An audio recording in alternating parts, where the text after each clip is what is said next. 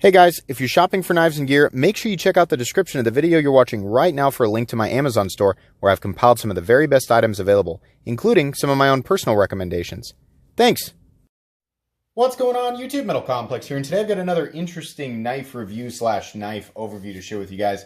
This is the Kershaw Natrix, N-A-T-R-I-X, XL, in copper. Very interesting. So this is the larger version of the Natrix, and then it's also, the weird thing about it is, of course, is, you know, the copper. What's funny is I actually reviewed the ZT-0777 composite knife before I reviewed this one.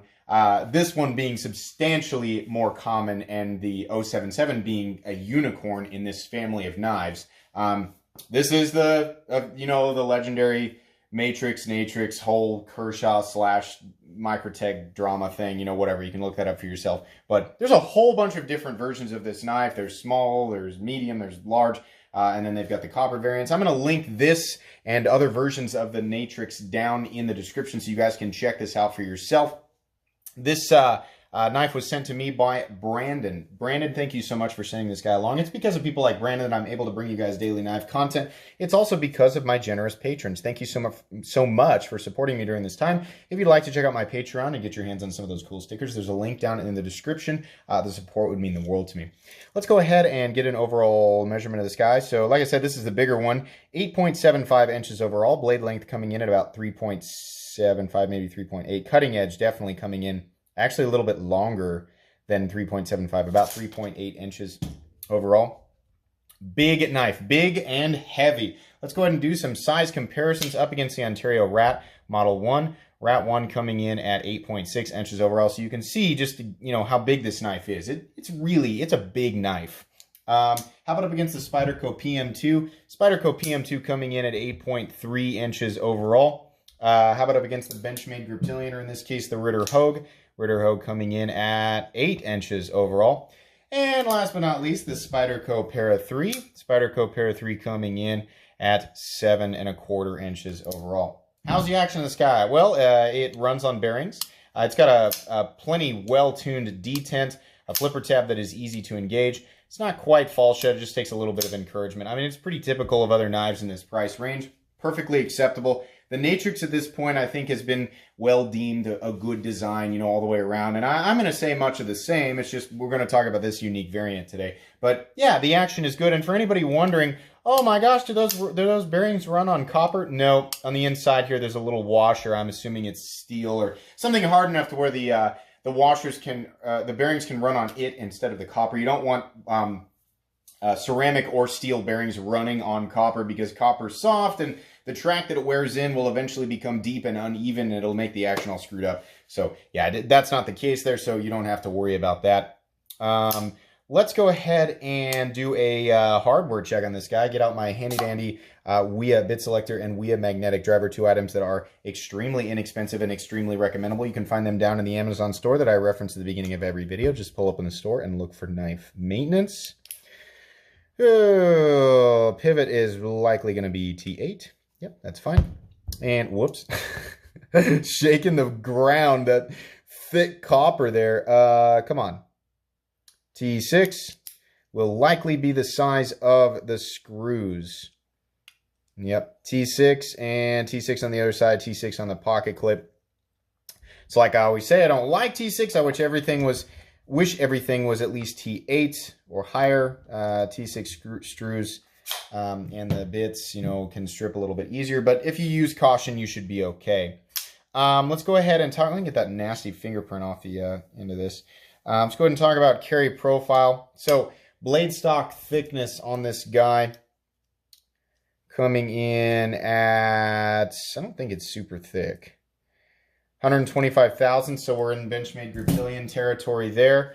So this is using copper. Anybody who's not had a knife in copper or brass, these materials are substantially heavier than titanium, and I don't know if steel so much, but they might be. But these are even milled. Okay, so give you a look at the inside here. There's some pretty substantial milling going on this one side. The knife is also not overly thick, but it's certainly not thin either. You can see there it's a little bit thicker, including it's not really contouring, but just the total amount of material on there is a little thicker than the Spyderco Para 3. Let's go ahead and do height up against the Spyderco PM2 and Para 3, two knives that have awkward carry profiles that nobody ever complains about. You can see there it is very long and it's pretty tall.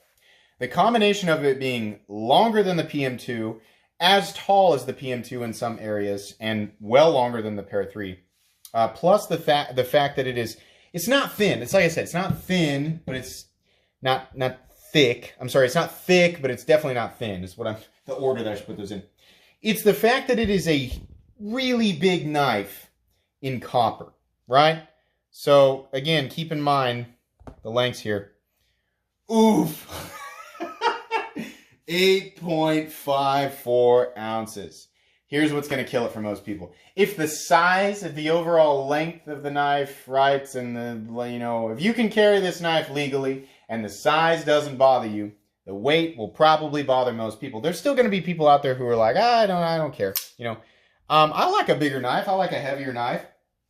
My the range that I like to carry my knives in is between 4 and 6.5 ounces.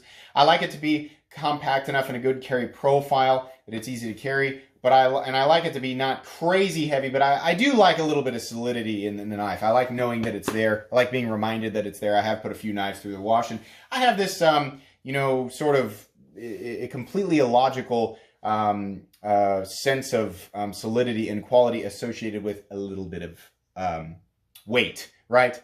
Despite knowing that that's not necessarily, heavy weight is of course not indicative of high quality, but it's kind of a balancing act between logic and nonsense in my head. In any case, this is super heavy. It will not work for most people. It will be okay for some people. But yeah, it's insanely heavy, let's go ahead and what are we at here? Have we talked about all that stuff? Yeah, I think we have. Let's go ahead and talk about the anatomy here. So this is essentially a much less complicated version of the ZT0777. I have no idea which knife came first. And as far as the Microtech stuff goes, I just don't care. It was just old, and all I care about is the knife, and what my thoughts on it at this point, and how you guys, what you guys think depending on what I say. The review of this knife is what I'm saying is all I care about. But the copper looks great.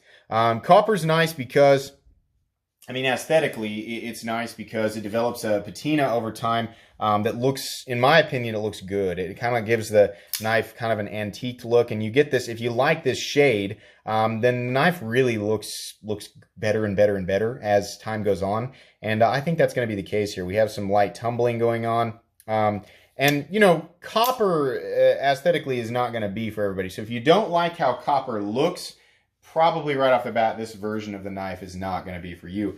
But it does add this interesting kind of novelty to it, and so does the weight.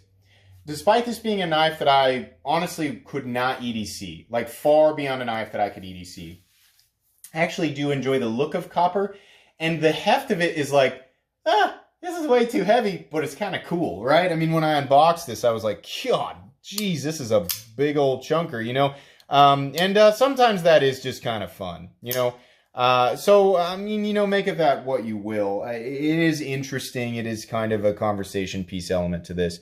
Everything is nicely done all the way around the outside. There's no sharp edges or anything like that. There's minimal hardware despite it being T6. There's a simple backspacer back here, which it looks to be some type of plastic or probably FRN or Grivery or something like that. That's fine. Not a big deal. This knife is not a USA Kershaw. It is one that is made in China. We're looking at D2. One thing the Chinese versions of these are that I like better, actually. I do not like that China is printed on the blade. But, it is what it is, right? For whatever reason, there's less information on these, right? This is how I wish all Kershaw and ZTs looked. Actually, get rid of that weird number, and I just about cut myself. Kai D2. Kershaw. That's fine. Or nothing on the front. I already know it's a Kershaw because I bought it, right?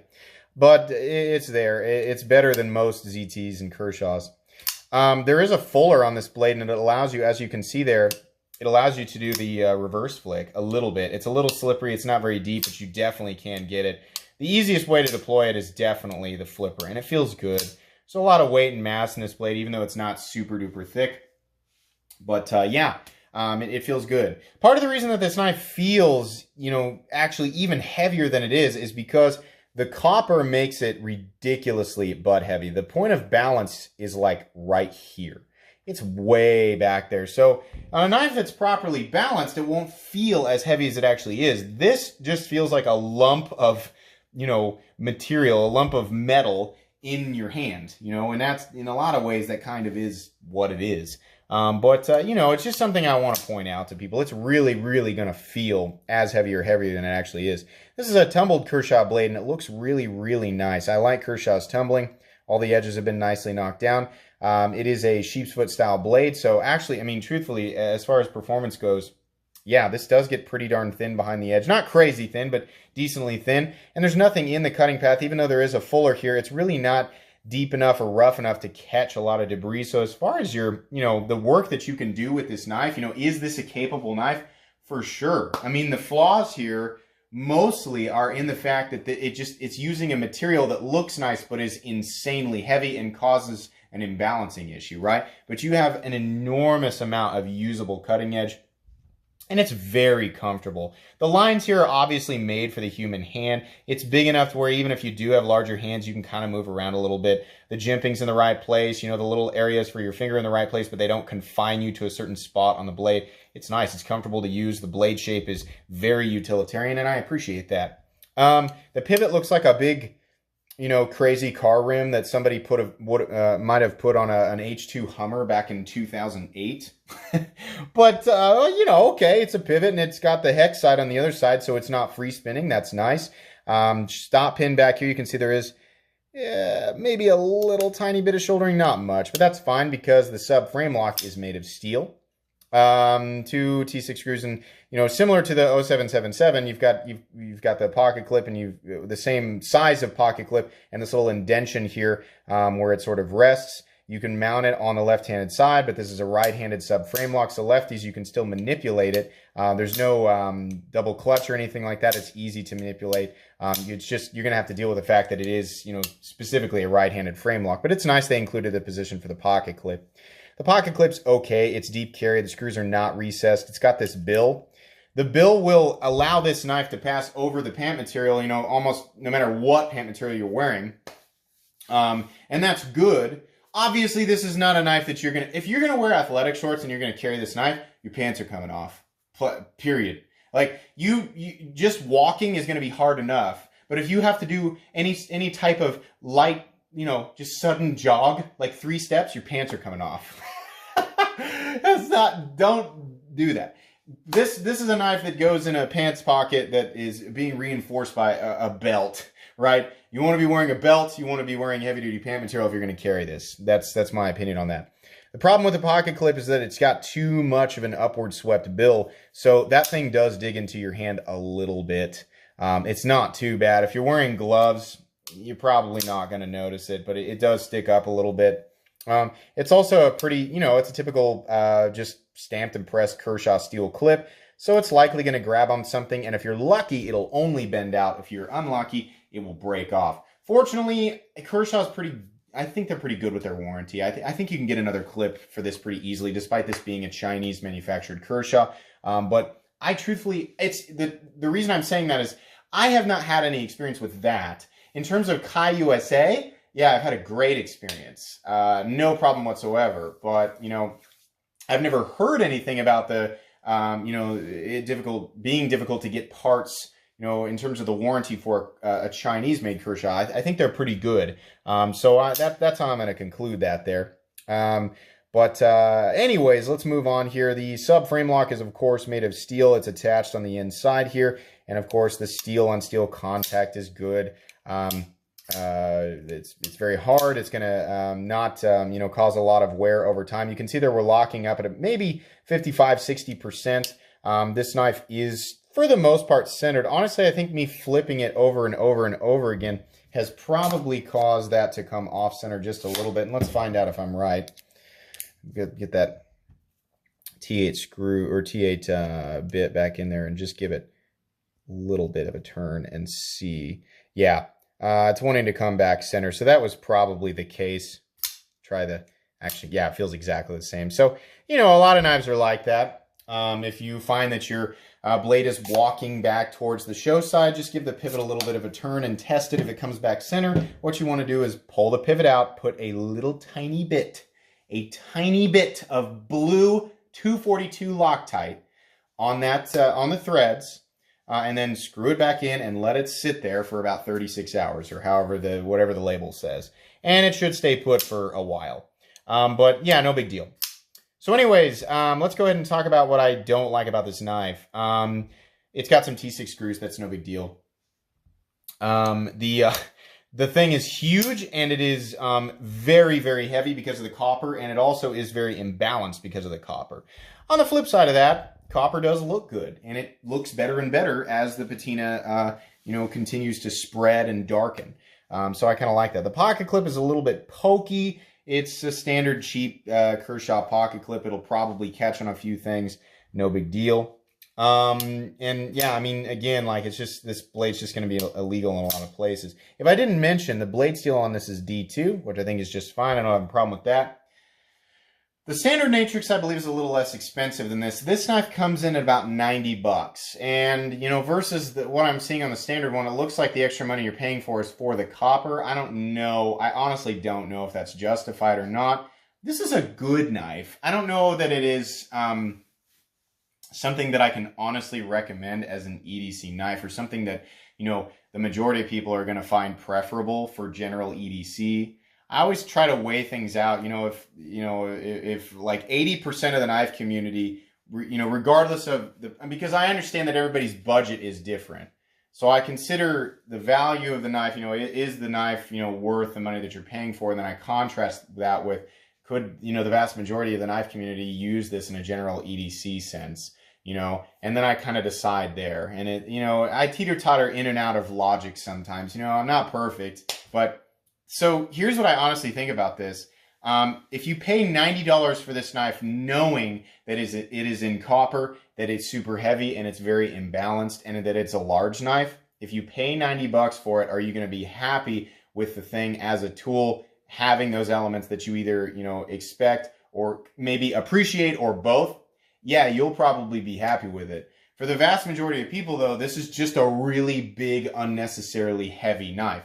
I think the Natrix, the standard Natrix, is a knife that I could recommend, because I would venture to guess that it is like half the weight of this on the high end. I don't know. I need to get a standard Natrix XL in my hand, or just the regular Natrix is probably even lighter than that. But yeah, this is cool. You know, I think people who are aware of how heavy copper is and who like how it looks, you know, this is, by the way, it's a $90 knife, if I hadn't said that. I think people, you know, I think that's a little bit high. I mean, considering what I'm seeing other Chinese companies do with copper and brass, they're hovering more around like the, you know, $60 to $70 mark. So I think the price is a little bit high, and I just think it's just unnecessarily large and heavy. It certainly is cool, and it functions well. Like, it's well put together. I mean, the fit and finish is just fine. There's no issue with that, but this isn't a knife that I can recommend to people. It's more of a novelty. The design itself is very, very good, but, you know, the standard version of it that just weighs a lot less is going to be more preferable to most people. If you like copper, you're okay with it being super heavy, by all means, pick this up. I'll provide links. I would recommend going with a lighter one, and honestly, probably a smaller one too. But that's entirely up to you. Guys, that's going to be pretty much it for today's review. Thanks again, Brandon, for saying this along. This was really cool. If you enjoyed this video, please leave a like. If you'd like to check out my other content, I do, of course, have lots of videos of knives that are either expensive or inexpensive that I don't like. So check those out. And if you enjoy all my content, go ahead and click on this Metal Complex logo right here and subscribe, because there's definitely more coming. Thanks again for watching, everybody, and have a great day.